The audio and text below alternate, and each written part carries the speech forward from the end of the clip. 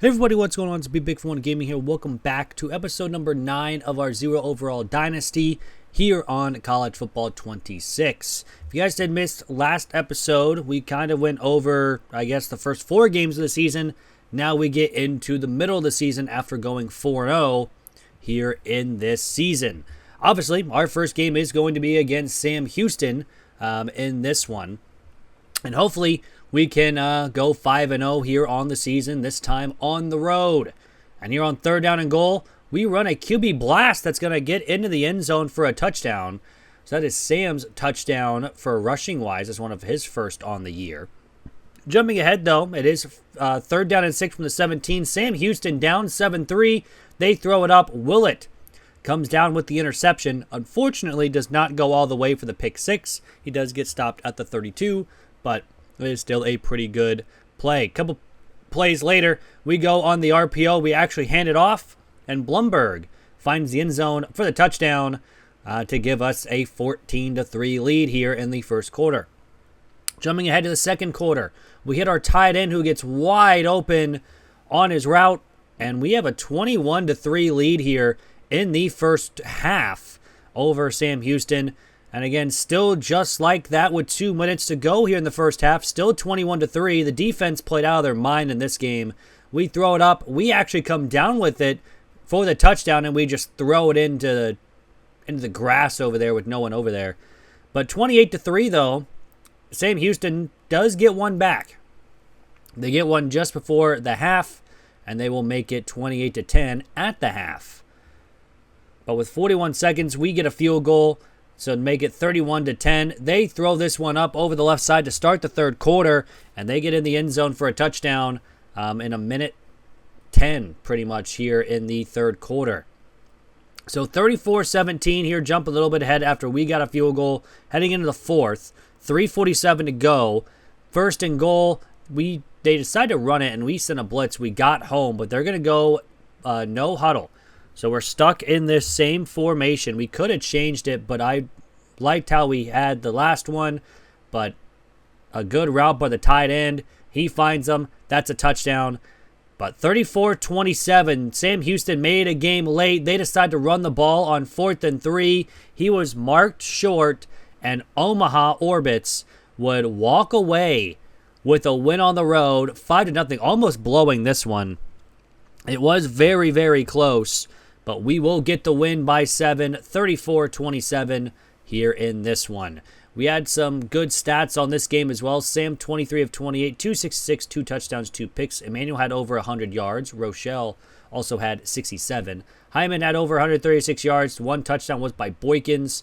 That was about it. Defensive-wise, had 1 guy with 11, a lot of sacks, 1 interception, couple pass deflections, no fumbles, no recoveries. We were perfect on the day for kicking wise. Heading into game 2 of the episode, we get to play FIU at home where they're 3-2 and we are 5-0. Trying again to continue being undefeated. And of course, we decided to go with the all Reds here in this one. And on first down and 10 with 3:45 to go here in the first quarter, FIU gets in the end zone for the first points of the game, and they take a 7-0 lead.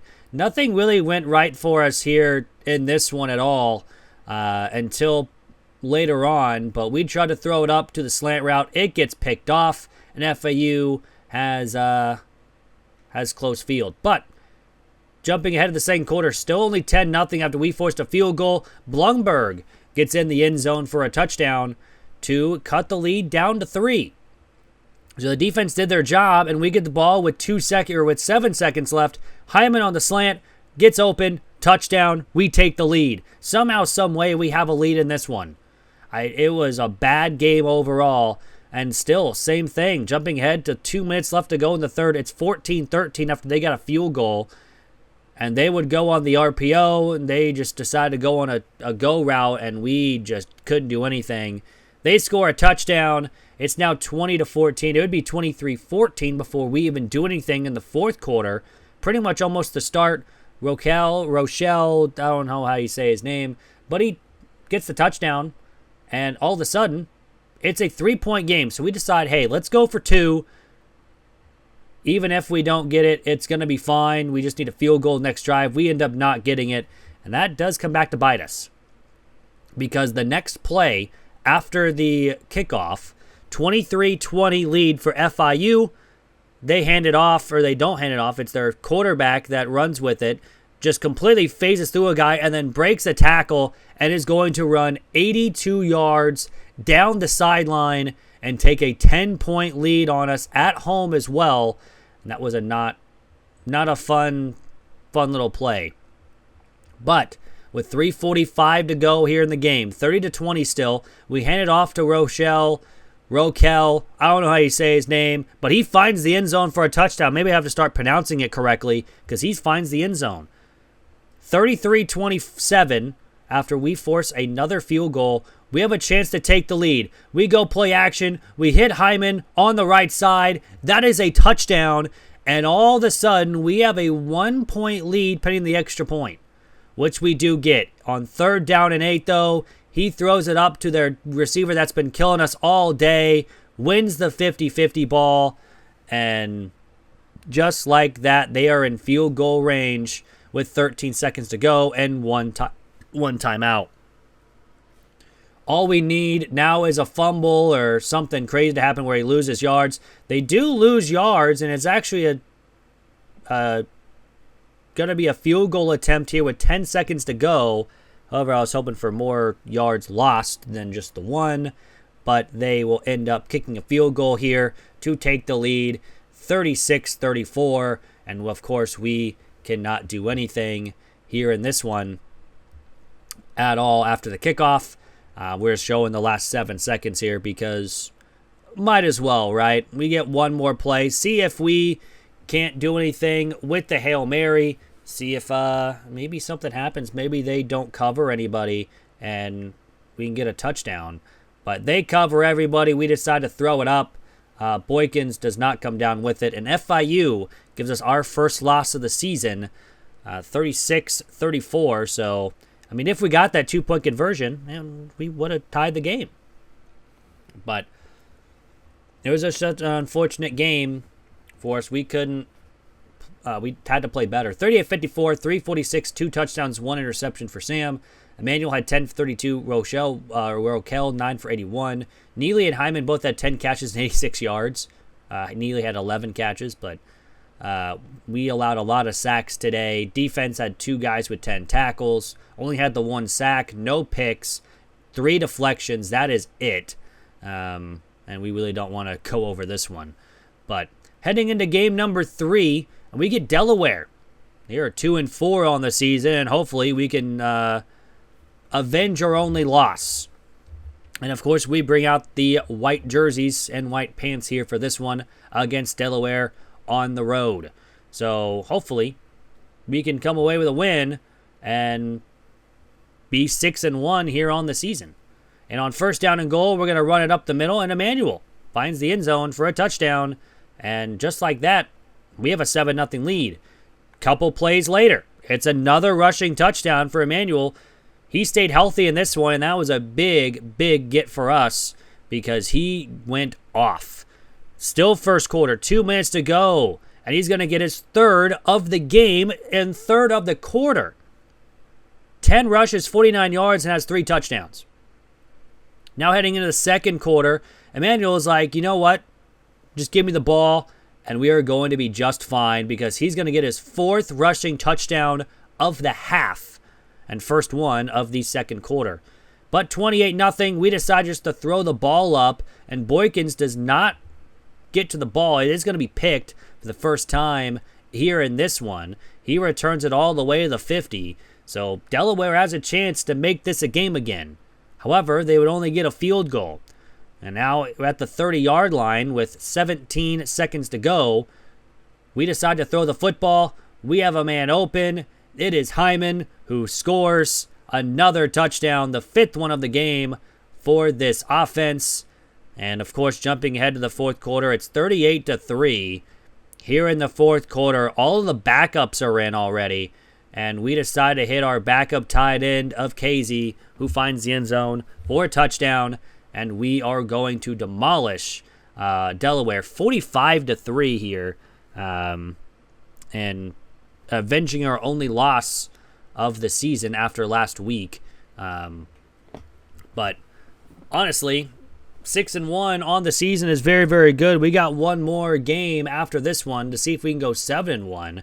If we can, it'd be pretty good. We only scored 10 points in the second half, mostly because we were running clock the whole time. We could have scored a lot more. But, yeah, it was a pretty dominant game. Sam 23 of 28, 325, a touchdown to pick. Qualls went 5 of 5 for 35 and a touchdown.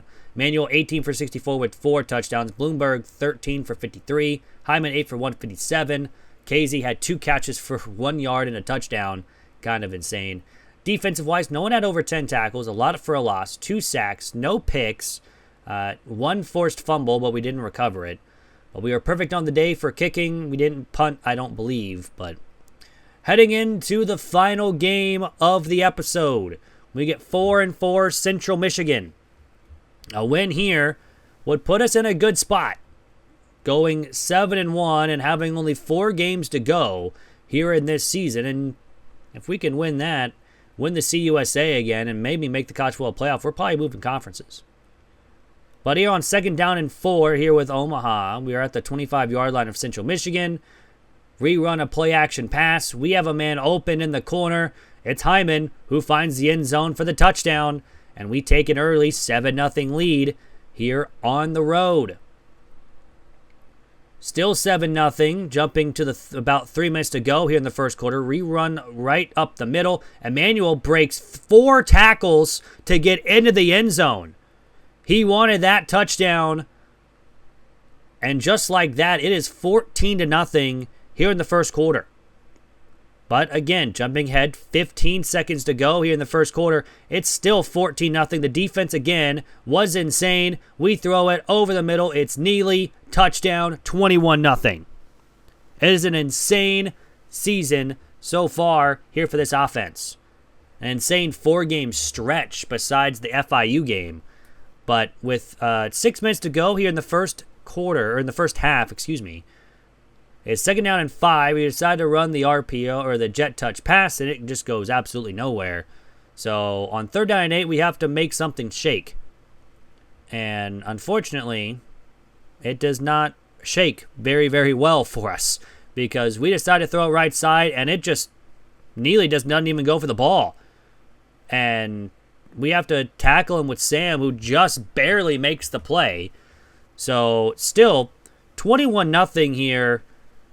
They have a 1st down 10 from the 16. They can all of a sudden make it a game, but they decide to pitch it, and we pick off the pitch, and Willett's going to go all the way 84 yards on a fumble recovery / back interception touchdown. It's such a change of events here from having us throwing an interception to then us getting an 84-yard touchdown on the takeaway. But jumping ahead here, it's 31-3, 5 minutes to go here in the third quarter. Central Michigan is going to get their first touchdown of the game to make it 31-10, but that's about all they really get here because it's 31-10, 4th and inches. We just decided to throw it up because they were pressing. It is Boykins coming down with the football and scoring the touchdown. It'll be 38-10. Jumping ahead to the end of the game, it would be 45-17. We would score another one. They would also score another one. This game was well and over at that point. But hey, Omaha is 7-1 here on the season. We almost scored one with Sheets here too, but he's just a little bit too slow. But we are 7-1 on the season.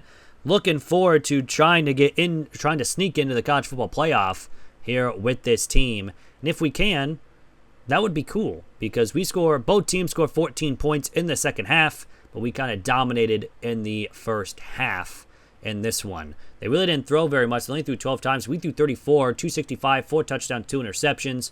Roquel, 12-47. Emmanuel, 11 for 66. Blumberg, 10 for 38. Emmanuel had that rushing touchdown. Neely, Hyman, and Boykins all had touchdowns. Neely, of course, had 12 catches for over 100 yards. He had an insane game just in general. Defensive-wise, Vickerson led the team with tackles. Henry for tackles for a loss. We only had 2 sacks, although one of them was split by 3 guys. We did have 3 deflections. We didn't force a fumble, but we did recover one for 77 yards for a touchdown. And yeah, we were perfect on the day for kicking. 6 for 6 and 1 of 1. It was pretty solid, and we did punt once here in this one. But that's going to do it for the video. Hope you guys did enjoy. If you guys did, hit the like button down below. It is free. It really helps out the channel. Also, if you guys do want a player in this dynasty, write a comment down below. Whenever we do sign players, I believe we have 3 available, maybe even 4 available here for this one. So if you, again, do want a player, write a comment down below. Name of the player that you want to take over and the name that you would want to have. We do have, I believe, 4 players in total that can be taken over here into next season. But anyways, that's going to do it for me. If you do write a comment, I'm out of town, so I won't be able to see it until next week. But that is besides the point. If you guys are new, hit that subscribe button. We're very, very close to 500 subs. Once you hit that goal, we do a 24-hour stream right here on YouTube to celebrate that milestone. Anyways, hope you guys have a great rest of your day, week, weekend, whenever you guys are watching this. I'm out. Peace.